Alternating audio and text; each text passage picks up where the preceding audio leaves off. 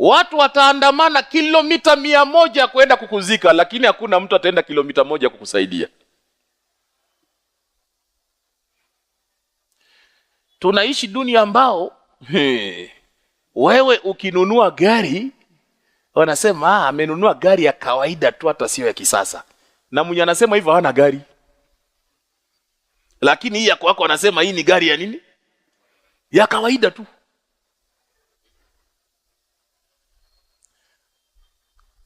Mama yako peke yako ndio unanunua gari, unanunua lori, wazee wapande lori, lakini amefurahi ndani ya moyo wake, hii ni gari ya mtoto yangu. Wengine roho inawafanya nini? Inawauma. Kwa uchumi wanasema hivi, kunywa maziwa na wenzako, lakini usiwaoneshie ile ng'ombe ambao inakupa maziwa, wataiua.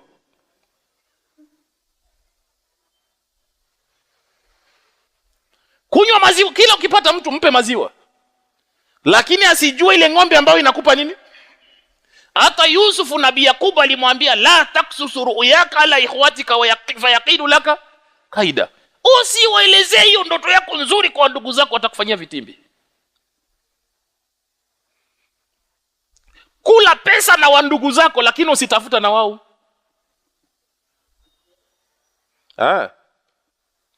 Kula pesa na ndugu zako, lipa ada, lipa kodi, mpe pesa pocket money, fanya nini, lakini usitafute na wao.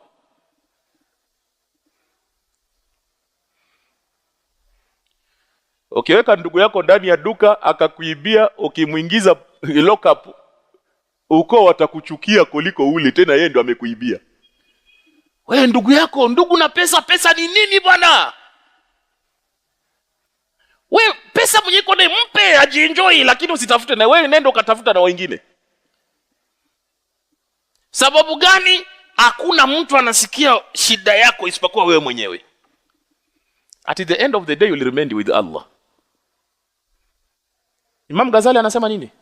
Dunia ni kama mtu ana marafiki watatu. Rafiki ya kwanza anampenda kwa dhati, anataka kila siku waonane. Rafiki ya pili akionana kwa siku, kwa wiki sawa, kama hawajaonana sawa, lakini marafiki. Rafiki ya tatu anaweza kuonana kwa mwezi moja mara moja, lakini bado marafiki. Alipopatikana na shida akakimbia kwa ule rafiki wa kwanza. Sema jamani, muda mchache kuanzia sasa hivi wananipeleka mahakamani, naomba wewe unisindikize. Ule akamwambia, wewe kama umefanya makosa wanakupeleka mahakamani, inanihusu nini? Huoni niko busy nafanya kazi zangu? Wewe namalizana na shida zako na mimi nashughulika na mambo zangu. Akakimbia kwa rafiki ya pili. Rafiki ya pili akamwambia, kwa sababu wewe ni rafiki yangu, nitakusindikiza hadi mlango wa koti, wakati wanakuingiza ndani mimi nitabaki nje. Akakimbia kwa rafiki ya tatu. Rafiki ya tatu kamwambia, kwa sababu wewe ni rafiki yangu, popote watakupeleka nitakuwa pamoja na wewe. Rafiki gani bora kati ya hizo rafiki tatu? Mihamisho Kwa hiyo anasema rafiki ya kwanza ni pesa zako na mali yako. Uko busy unashughulika na wao. Ukifa sasa hivi biashara itaendelea, hakuna itaifunga kwa sababu umekufa. Zitaendelea vizuri sana. Hawatajali. Miaka 5 iliyopita mkurugenzi wa Total, hiyo petrol station inaitwa Total, alikufa kwa ajali ya ndege. Alikuwa anatoka Urusi anaenda Ufaransa.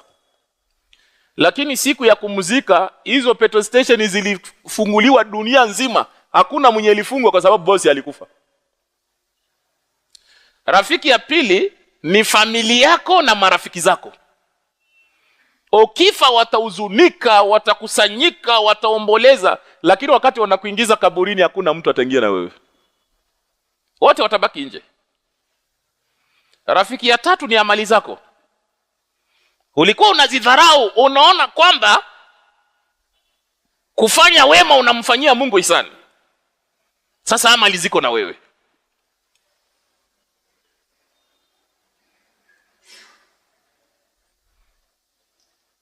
Hebu fanya hivi.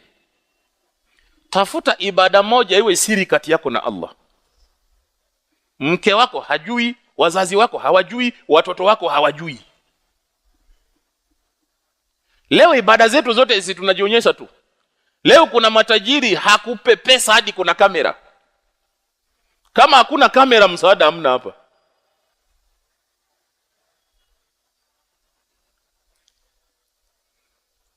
Lakini juzi nimeona Mchina mmoja nilisema amemkomesha kweli kweli.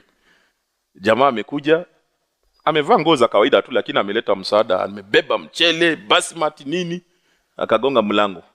Ule akatoka na kaptura. Alikuwa anamkabidhi jamaa, anaenda kushika hivi.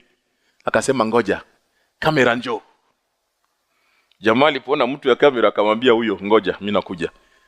Kaingia ndani, kapiga suti na tai, kaja akashika, anasema njoo, akamshika hivi. Ikaonekana kwa kamera kama yeye ndo anamkabidhi. Jamaa alileta fujo kweli kweli. Anasema aliwezekana, mimi ndio nakusaidia wewe, sio wewe unanisaidia mimi.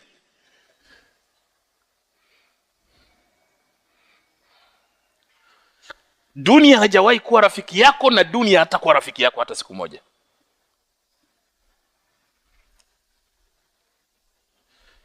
Ndio unaona mzazi ni rafiki ya dhati ya mtoto, lakini mtoto sio rafiki ya nini? Ukitaka kujua rafiki yako kati ya watoto wako, ngoja waanze kujitegemea. Saa hii hawana jinsi, watakunyenyekea. Saa hii hawana jinsi, kila kitu watafanya. Ngoja waanze kujitegemea, ndio siku utajua ni rafiki ni watoto wako au sio. Unakuta mama mmoja anazaa watoto 10, wote anawalea, lakini watoto 10 hawezi kumchunga mama nini? Mama moja hawezi kumchunga. Mama ni moja, baba ni moja, au watu wawili, kwa na watoto 10 wote wanafanya kazi, lakini hawezi. Na wewe ulimaliza maisha yako yote, akili yako yote unashughulikia nini? Unashughulikia watoto wako.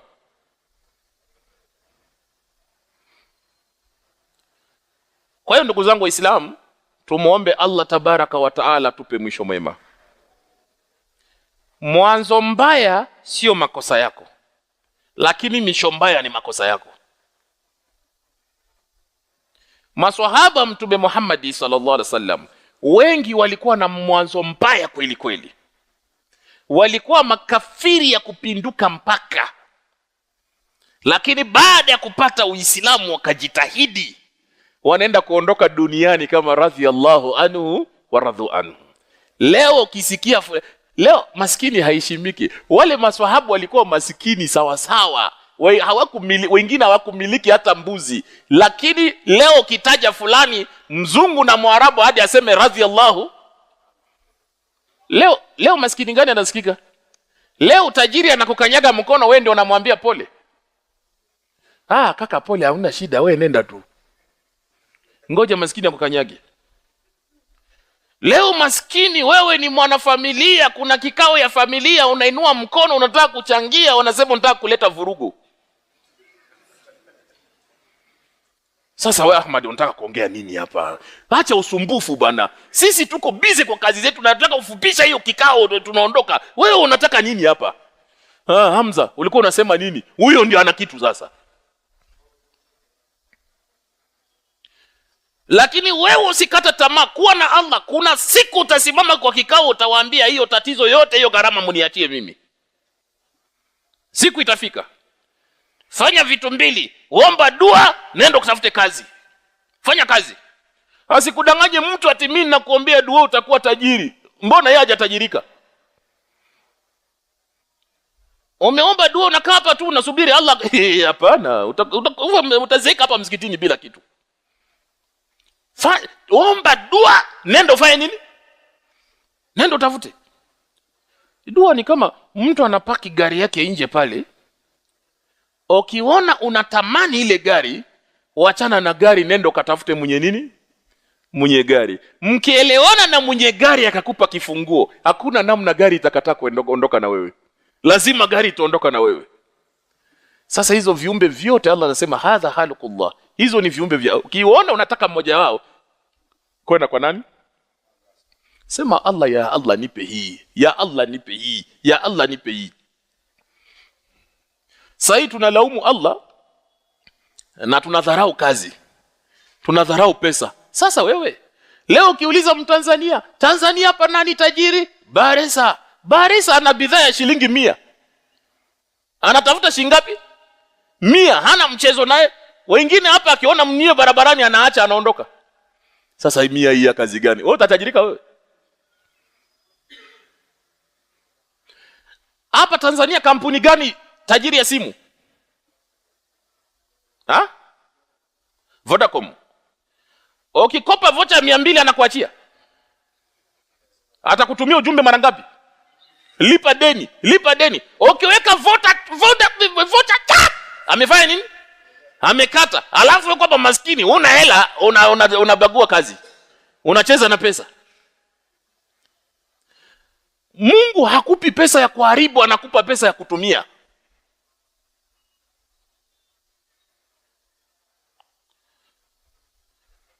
Tuko sawa inshallah. Kwa hiyo tuwe kama tunaomba Allah. Kuna very easy communication kati ya mwanadamu na Allah. Ukitaka kuongea na Allah, omba dua. Unapoomba dua usileta mchezo, kwa sababu unaongea na nani? Na ukitaka Allah aongee na wewe, soma nini? Soma Qur'ani. Kwa sababu kila neno ndani ya Qur'ani ni kauli ya nani? Ya Allah tabaraka wa taala. Lakini leo umeshindwa kutumia hiyo mwanya wa mawasiliano hadi unatafuta mganga.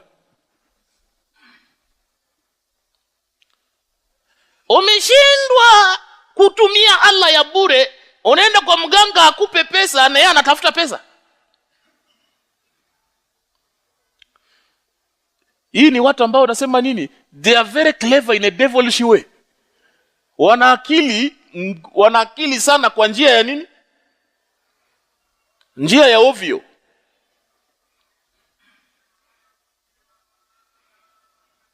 Yaani mganga anakudanganya, ukiona hivi unaenda benki unachukua pesa unaleta. Kule kwetu kuna kanali moja alienda kwa mganga. Anasema nifanyie chochote, mimi nataka promotion. Promotion unahitaji? Nataka cheo. Yeye ni kanali, anataka sasa cheo. Sema leta 50,000 na ng'ombe 2. Kaenda kaleta.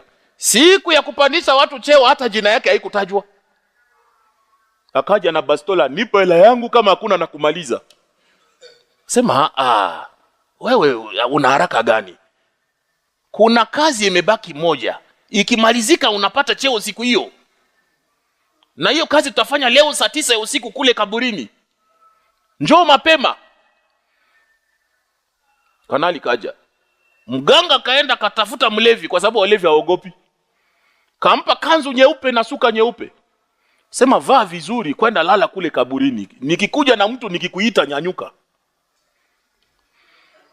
Kufika muda yeye kashika mkono ya kanali kaja. Wazee wa kaburi tumefika. Nimekuja na mjukuu wenu ana shida. Hebu nyanyuka ukazungumza na yeye. Mlevi kasimama na kanzu nyeupe. Jamaa anataka kumpisha kanali waongee, kanali mbio.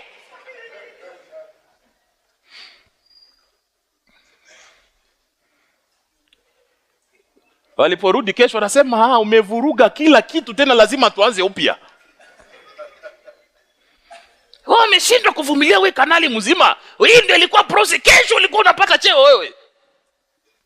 Hao ndio watu unawafuata. Tuko sawa inshallah.